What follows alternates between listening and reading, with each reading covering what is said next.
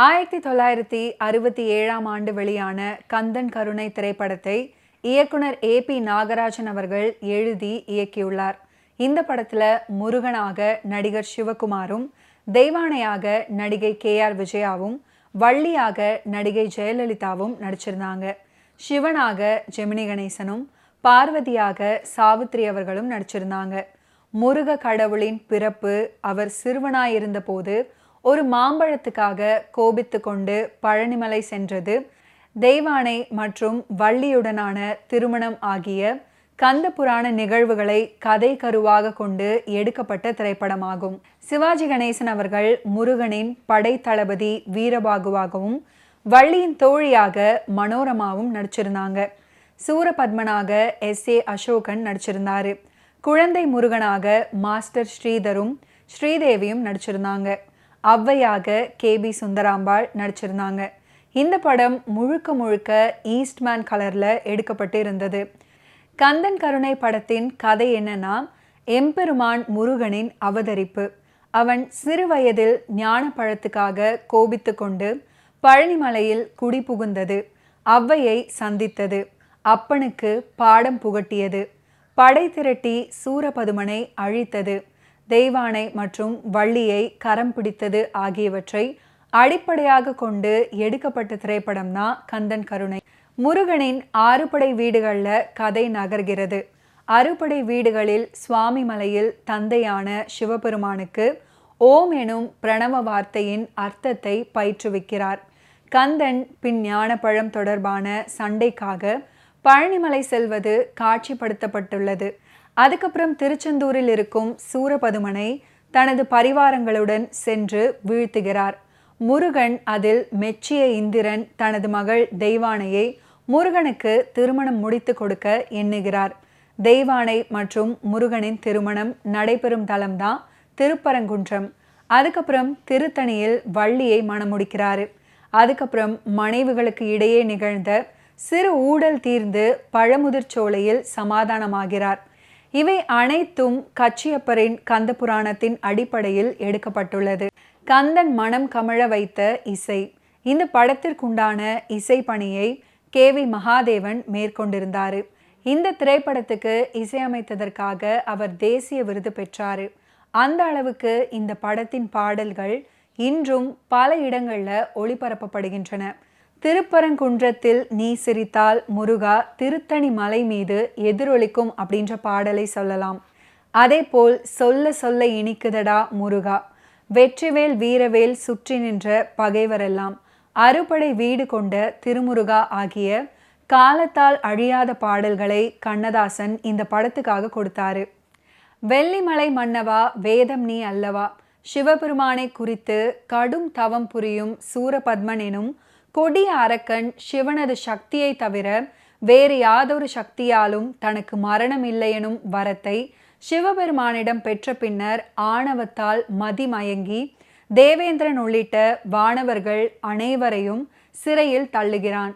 தேவேந்திரனின் மனைவியான இந்திராணி சூரபத்மனிடமிருந்து எப்படியோ தப்பிச் சென்று சிவபெருமானின் கருணையை வேண்டி பாடுகிறாள். இந்த படத்துல சிவகுமாருக்கு பதிலாக விஜயகுமார் நடிக்க தேர்வு செய்யப்பட்டிருந்தாரு. கடைசியில் இந்த மாற்றம் நிகழ்ந்தது.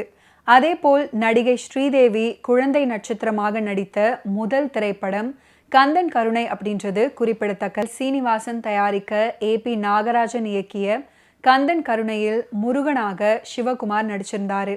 புராண படங்களுக்கு ஏற்ற தோற்றமும் முக வசீகரமும் உள்ள நடிகர் அப்படின்னு பெயர் பெற்றாரு.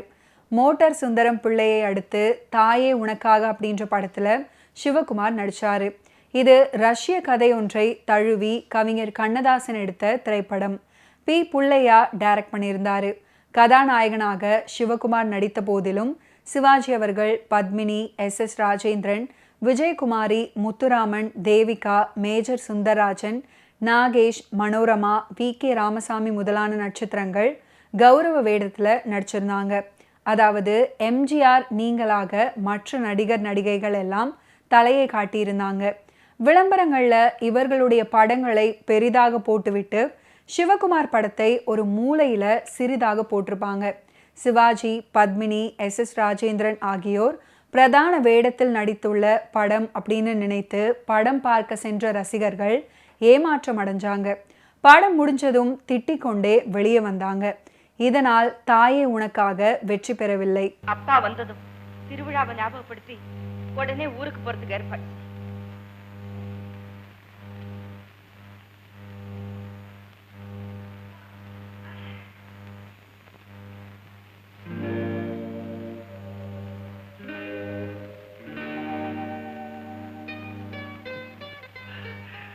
இளையராணி, என் பொஞ்சாதிக்கு மகனுக்கு வெளி உலக அனுபவம் கிடையாதுங்க. நீங்க வந்தோட உங்களை வரவேற்கிறேன்னு தப்பா நினைச்சுக்காதீங்க, மன்னிச்சிருங்க. I don't mind. அத பத்தி எல்லாம் நான் நினைக்கிறதே இல்லை.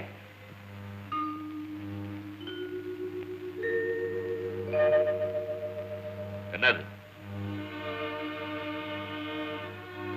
அப்பா, நம்ம ஊர் திருவிழாவுக்கு நாள் இருக்குது. நம்ம போய் தானே எல்லா வேலைகளையும் கவனிக்கணும். புறப்படுங்க. இன்னைக்கே ஊருக்கு போலாம்னு நினைக்கிறேன். இலக்கியவா? மை குட்னஸ், உங்க அப்பாவுக்கு நிறைய என்கேஜ்மெண்ட்ஸ் இருக்கு. பல நிகழ்ச்சிகளுக்கு இவரை கூட்டிட்டு வரேன்னு என் ஃப்ரெண்ட்ஸுகளுக்கு எல்லாம் வாக்கு கொடுத்துட்டேன். மிஸ்டர் முத்தையா, நீங்க 2 நாள் பொறுத்து போகலாமே. என்ன யோசிக்கிறீங்க? ஒண்ணு யோசிக்கிறீங்களே? நான் 2-3 நாள் பொறுத்தே போலாம், பரவாயில்ல. நான் இங்க போய் என்ன பண்ண போறேன்? அம்மா, அப்பா இருந்தே வரட்டும், நாம ஊருக்கு புறப்படலாம். உங்க அப்பா சொல்லட்டும். அதான் உன் மகன் சொல்லிட்டானே. எங்களை போக சொல்றீங்களா? போயிட்டு வாங்க. நீங்க வரலீங்களா? நான் திருவிழா அன்னைக்கு வந்து சேரேன். எங்களை மட்டும் போக சொல்றீங்களா? அதான் சொன்ன, போயிட்டு வாங்க.